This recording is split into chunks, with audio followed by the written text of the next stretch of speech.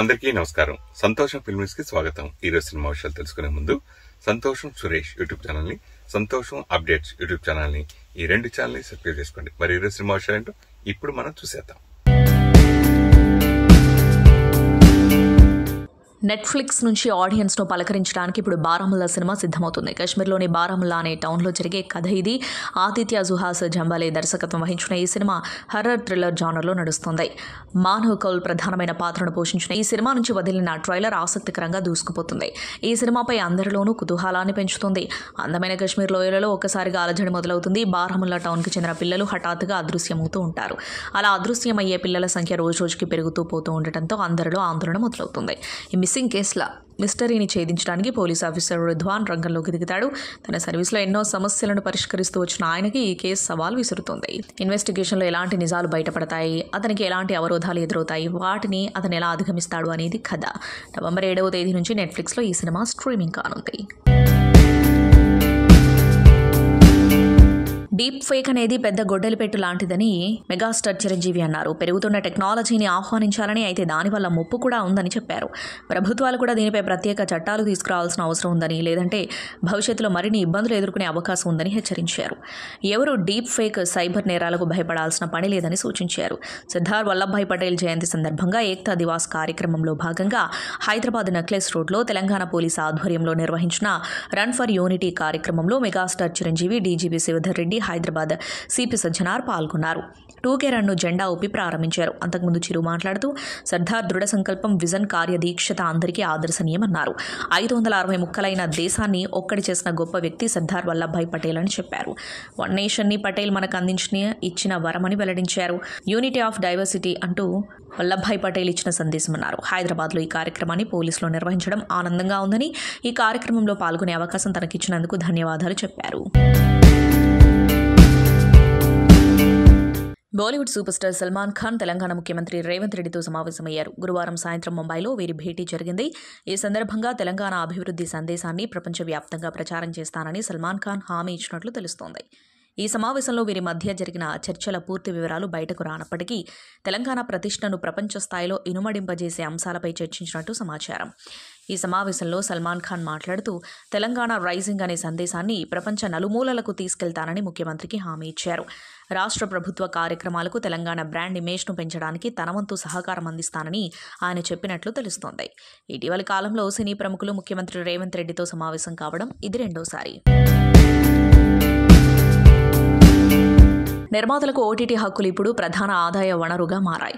థియేటర్లలో అంతగా రాణించని సినిమాలకు ఓటీటీ డీల్స్ మంచి లాభాలను తెస్తున్నాయి. కానీ బాక్సాఫీస్ వద్ద విజయవంతమైన చిత్రాల విషయంలో మాత్రం నిర్మాతలు ఓటీటీ విడుదలను వీలైనంత ఆలస్యం చేయాలని చూస్తారు. బాలీవుడ్లో సాధారణంగా 8 వారాల గ్యాప్ ఉంటే దక్షిణాదిలో 4 వారాల వ్యవధిలోనే ఓటీటీలో రిలీజ్ చేస్తారు. అయితే తాజాగా కొన్ని సినిమాలు మళ్లీ 8 వారాల గ్యాప్ తీసుకుంటున్నాయి. అయితే ఈసారి ఆ రూల్ను బద్దలు కొట్టిన చిత్రం కాంతార చాప్టర్ 1. అక్టోబర్ 2న విడుదలైన ఈ సినిమా థియేట్రికల్ రన్ పూర్తి కాకుండానే ఓటీటీలోకి వచ్చేసింది. అమెజాన్ ప్రైమ్ వీడియోలో అక్టోబర్ 31 నుంచి ఈ చిత్రం కన్నడ, తెలుగు, తమిళ భాషల్లో, మలయాళ భాషల్లో కూడా స్ట్రీమింగ్ అవుతుంది. రిలీజ్ అయిన 28 రోజుల్లోనే కాంతార చాప్టర్ 1 ప్రపంచవ్యాప్తంగా 821.5 కోట్లు వసూలు చేసి రికార్డు సృష్టించింది. ఇంకా థియేటర్లలో హౌస్ఫుల్ షోస్ కొనసాగుతున్న సమయంలోనే ఓటీటీ రిలీజ్ ప్రకటించడంతో అభిమానులు ఆశ్చర్యపోతున్నారు. ఇంత త్వరగా ఓటీటీకి రావడానికి కారణం నిర్మాతలు తీసుకునే నిర్ణయం కాదు, 3 సంవత్సరాల క్రితం కుదిరిన ఓటీటీ ఒప్పందం. అప్పుడు సినిమా ఇంత భారీ విజయం సాధిస్తుందని ఎవరూ ఊహించలేదు. హిందీ వర్షన్ మాత్రం 8 వారాల తర్వాతే విడుదల కానుంది. నిర్మాతల అభిప్రాయ ప్రకారం ఓటీటీ రిలీజ్ వసూళ్లపై పెద్దగా ప్రభావం చూపదని నమ్మకం. థియేటర్లలో ఇప్పటికీ దూకుడు కొనసాగుతూ ఉండటంతో కాంతార చాప్టర్ 1 మరోసారి చర్చనీయాంశంగా మారింది. కాంతార చాప్టర్ 1 చిత్రం కన్నడ సినీ ఇండస్ట్రీలోనే కాక దేశవ్యాప్తంగా కూడా పలు రికార్డులు నమోదు చేస్తుంది. బాలీవుడ్ మెగాస్టార్ అమితాబ్ బచ్చన్కు భద్రత పెంచాలని కేంద్ర ప్రభుత్వం కీలక నిర్ణయం తీసుకుంది. ఖలిస్తానీ అనుకూల సంస్థ 6 ఫర్ జస్టిస్ నుంచి ఆయనకు బెదిరింపులు రావడంతో కేంద్ర ఏజెన్సీలు అప్రమత్తమయ్యాయి. ఈ నేపథ్యంలోనే ఆయనకు కట్టుదిట్టమైన భద్రత కల్పించాలని నిర్ణయించినట్టు తెలుస్తోంది.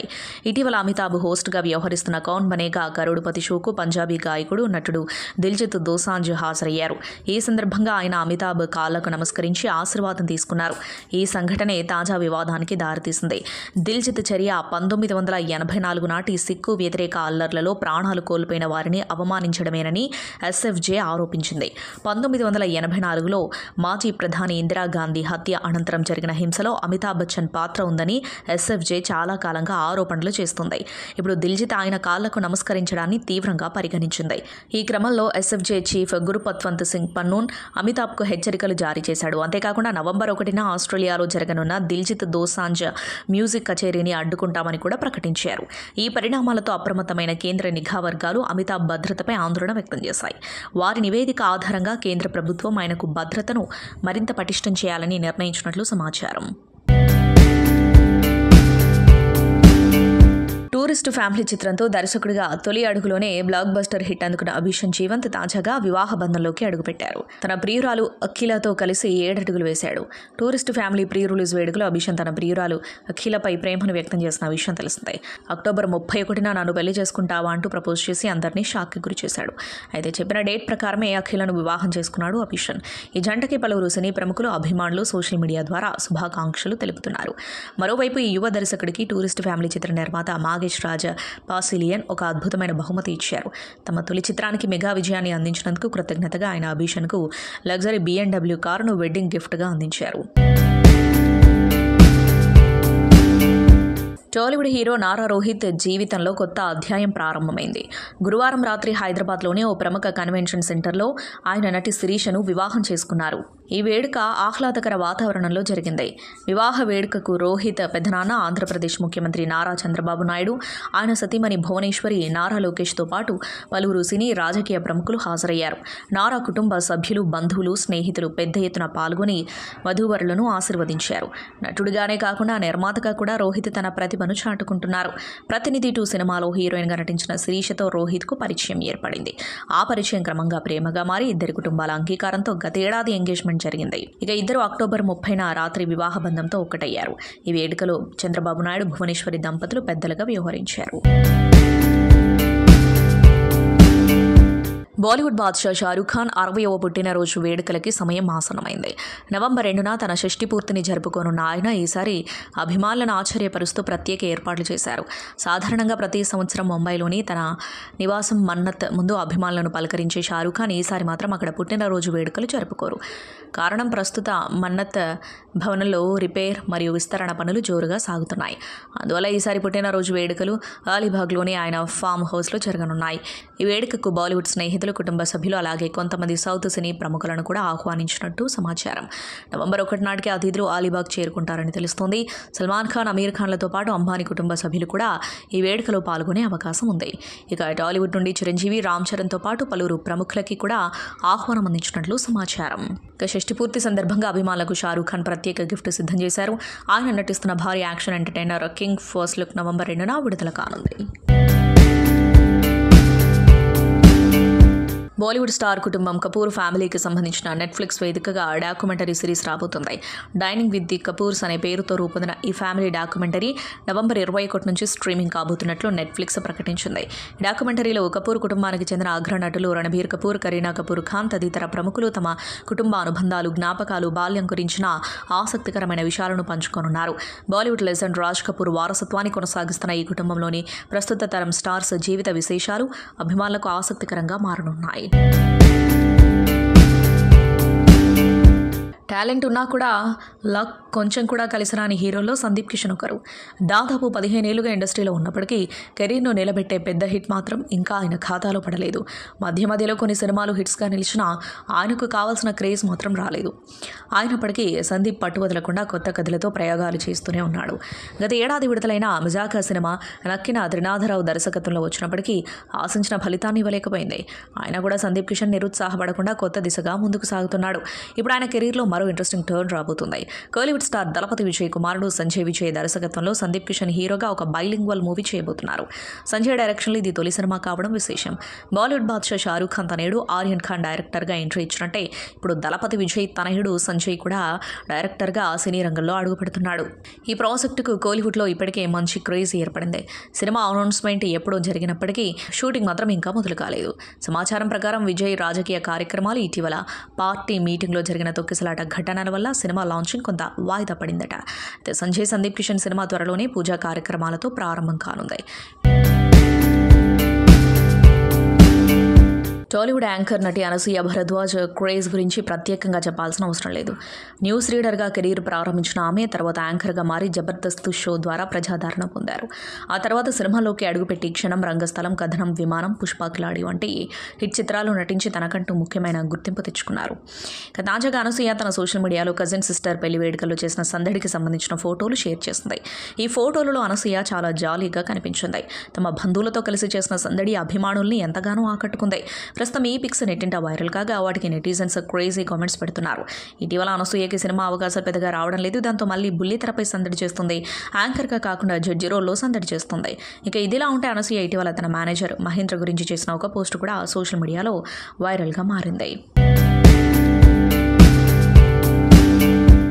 రామ్ పోతినేని హీరోగా నటించిన యాక్షన్ ఎంటర్టైనర్ ఆంధ్ర కింగ్ తాలూకా భాగ్యశ్రీ బోర్సే ఈ ఇద్దరి మధ్య సాగే చిన్ని గుండెలో పాటను చిత్ర బృందం శుక్రవారం విడుదల చేసింది. కృష్ణకాంత్ సాహిత్యం అందించిన ఈ గీతాన్ని మెర్విన్ సత్యయామిని పాడారు. వివేక్ మెర్విన్ స్వరాలు సమకూర్చారు. ఈ చిత్రంలో ప్రముఖ నటుడు ఉపేంద్ర కీలక పాత్ర పోషించిన సంగతి తెలిసిందే. ఆయన వీరాభిమానిగా రామ్ కనిపించనున్నారు. నవంబర్ 28న ఈ సినిమా విడుదల కానుంది. జానీలోని లెట్స్ గో జానీ, తమ్ముడులోని ట్రావెలింగ్ సోల్జర్ సాంగ్స్ను ఓజీలో రీమిక్స్ చేసిన సంగతి తెలిసిందే. యాక్షన్ సీన్లో ఆ పాటను వినిపించడం విశేషం. తాజాగా ఫుల్ వీడియో విడుదలైంది. రమణ గుగ్లా క్రియేట్ చేసిన హిట్ సాంగ్స్ను మళ్ళీ ఆయనే పాడగా తమన్ రీమిక్స్ చేశారు. పవన్ కళ్యాణ్ హీరోగా సుజిత్ తెరకెక్కించిన సినిమా బాక్సాఫీస్ వద్ద సందడి చేసి ప్రస్తుతం ఓటీటీ నెట్ఫ్లిక్స్లో స్ట్రీమింగ్ అవుతుంది. హైదరాబాద్ ప్రెస్ క్లబ్ 2025-2027 నూతన కార్యవర్గం నిరాడంబరంగా బాధ్యతలు చేపట్టింది. గత ఆదివారం జరిగిన ఎన్నికలలో ఫ్రెండ్స్ ప్యానెల్ ఘన విజయం సాధించింది. శుక్రవారం నాడు సోమాజిగూడ ప్రెస్ క్లబ్ ఆవరణలో నూతనంగా ఎన్నికైన అధ్యక్ష ప్రధాన కార్యదర్శులు ఎస్ విజయ్ కుమార్ రెడ్డి, రమేష్ వరికుప్పల, ఉపాధ్యక్షులుగా అరుణ అతలూరి, ఏ రాజేష్, జాయింట్ సెక్రటరీలుగా చిలుకూరి హరిప్రసాద్, బాబురావు, వి ట్రెజరర్గా రమేష్ వైట్ల బాధ్యతలు చేపట్టారు. ఎగ్జిక్యూటివ్ మెంబర్లుగా ఎన్ ఉమాదేవి, మర్యాద రమాదేవి, రాజేశ్వరి కళ్యాణం, శంకర్ సిఘా, కస్తూరి శ్రీనివాస్, నాగరాజు వనం, శ్రీనివాసరెడ్డి, రచన ముడింబి, అశోక్ దయ్యాల, ముత్యాల సత్యనారాయణ అలియాస్ సత్యబాబు, అమిత్ భట్టు బాధ్యతలు స్వీకరించారు. ఏపీ ప్రెస్ అకాడమీ మాజీ చైర్మన్, సీనియర్ పాత్రికేయులు దేవులపల్లి అమర్ సమక్షంలో పాత పాలక మండలి మినిట్స్ బుక్ను నూతన కార్యవర్గానికి అందజేసింది. ఇక ఈ ఎన్నికల రిటర్నింగ్ అధికారి శ్రీనివాసరెడ్డి, అసిస్టెంట్ రిటర్నింగ్ అధికారి కొండ శ్రీనివాస్ నూతనంగా ఎన్నికైన పాలక మండలి సభ్యులకు ఎన్నికైన సర్టిఫికేట్స్ను ప్రదానం చేశారు. తెలుగు రాష్ట్రాలలో ప్రతిష్టాత్మక క్లబ్గా పేరున్న హైదరాబాద్ ప్రెస్ క్లబ్ను మరింత అభివృద్ధి చేయడంతో పాటు క్లబ్ సభ్యుల సంక్షేమం కోసం పనిచేయాలని నూతన పాలక మండలికి సీనియర్ పాత్రికేయులు సూచించారు. తమపై ఎంతో విశ్వాసంతో ఓటు వేసి గెలిపించిన సభ్యుల నమ్మకాన్ని వమ్ము చేయకుండా పనిచేస్తామని నూతన పాలక మండలి ప్రకటించింది. ఎన్నికల వరకే వేరువేరు ప్యానెల్స్, అన్ని ఎన్నికలు ముగిశాక పోటీ చేసిన వారందరినీ కలుపుకొని ముందుకు సాగుతామని నూతన పాలక మండలి తెలిపింది. ప్రెస్ క్లబ్ పూర్వ అధ్యక్ష ప్రధాన కార్యదర్శులు ఎన్ వేణుగోపాల్ నాయుడు, ఆర్ రవికాంత్ రెడ్డిలు తమ బాధ్యతలను కొత్త కమిటీకి అప్పగించారు. 6 దశాబ్దాల చరిత్ర గల ప్రెస్ క్లబ్ను ఫ్యామిలీ క్లబ్గా మార్చడంతో పాటు సభ్యులకు ఇచ్చిన హామీలన్నింటినీ నిలుపుకుంటామని నూతన పాలక మండలి ఈ సందర్భంగా హామీ ఇచ్చింది. నవంబర్లో ఫ్యామిలీ గెట్ టుగెదర్ నిర్వహించడంతో పాటు వివిధ నూతన కార్యక్రమాలకు శ్రీకారం చుడతామని పాలక మండలి ఈ సందర్భంగా వెల్లడించింది. ఈ కార్యక్రమంలో టీయూడబ్ల్యూజే రాష్ట్ర అధ్యక్షుడు విరాహత్ అలీ, రాష్ట్ర బీసీ కమిషన్ సభ్యులు సురేందర్, సంతోషం పత్రిక అధినేత సురేష్ కొండేటి, జనం సాక్షి అధినేత రెహమాన్, సీనియర్ పాత్రికేయులు సీజీకే మూర్తి సహా పలువురు సీనియర్ జర్నలిస్టులు బి కిరణ్, హర్ష్మి ఈ కార్యక్రమానికి హాజరయ్యారు. దర్శకుడు ప్రశాంత్ వర్మకు తాము అడ్వాన్స్ ఇవ్వలేదని తెలుపుతూ ప్రముఖ నిర్మాణ సంస్థ డీవీవీ ఎంటర్టైన్మెంట్ పోస్ట్ పెట్టింది. ఇటీవల వరుస సినిమాలు ప్రకటించిన ప్రశాంత్ వర్మ వీటి కోసం కొన్ని నిర్మాణ సంస్థల నుంచి అడ్వాన్స్లు తీసుకున్నట్లు సోషల్ మీడియాలో ప్రచారం జరుగుతుంది. ఆ నిర్మాణ సంస్థల జాబితాలో డీవీవీ ఎంటర్టైన్మెంట్ కూడా ఉండటంతో తాజాగా దీనిపై స్పందిస్తూ పోస్ట్ పెట్టింది. డీవీవీ ఎంటర్టైన్మెంట్ సంస్థ ఏ ప్రాజెక్టు కోసం అడ్వాన్స్ ఇవ్వలేదు, మాకు దర్శకుడికి మధ్య వ్యాపారపరమైన ఒప్పందాలు జరగలేదు, ఏదైనా వార్తను ప్రచారం చేసే ముందు అందులో నిజానిజాలు తెలుసుకోవాలని కోరుతున్నాం, ఇలాంటి వార్తలను నమ్మవద్దని విజ్ఞప్తి చేస్తున్నామని నోటు విడుదల చేస్తుంది. సంతోషం సురేష్ యూట్యూబ్ ఛానల్ ద్వారా ఎక్స్క్లూజివ్ ఇంటర్వ్యూని, ఎక్స్క్లూజివ్ లైవ్ షోస్ ని, ఎప్పటికప్పుడు కొత్త కొత్త విశేషాలని మీకు అందించడం జరుగుతుంది. మీ మొబైల్లోని యూట్యూబ్కి వెళ్ళి సంతోషం సురేష్ అని టైప్ చేయండి, అలాగే సంతోషం అప్డేట్స్ అని టైప్ చేయండి. ఈ 2 ఛానల్ సబ్స్క్రైబ్ చేసుకుంటే ఎప్పుడు చూసేయండి. Thank you. Dress courtesy by KLM Fashion Mall.